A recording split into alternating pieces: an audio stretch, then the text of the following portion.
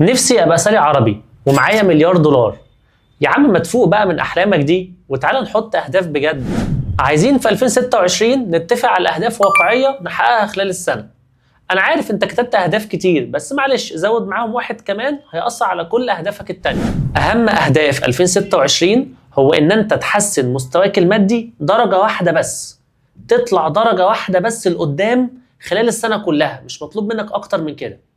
فاحنا عايزين نبدأ نحدد احنا مستوانا عامل ازاي دلوقتي وازاي نطلع خطوة واحدة لقدام. لو انت دلوقتي مستواك المادي ان انت عليك مبلغ او مديون، يبقى حط هدف وتوكل على ربنا انه يسد دينك، ويبقى اهم انجاز عملته في السنة كلها ان انت سددت كل ديونك ومفيش اي حد عايز منك جنيه واحد. لو انت مستواك ان انت بتصرف كل الفلوس اللي بتجيلك اول باول، يبقى هدف السنة دي ان انت تبدأ تحوش مبالغ صغيرة وتعمل صندوق للطوارئ.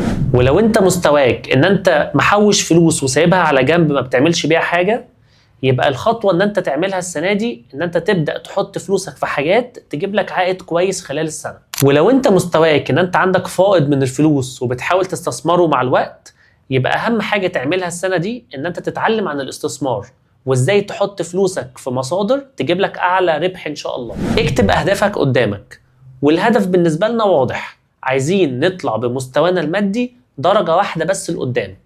لو عرفنا نعمل ده حياتك كلها هتتأثر. كل سنة وانتم طيبين، والسنة دي يا رب وسعها علينا وارزقنا جميعا.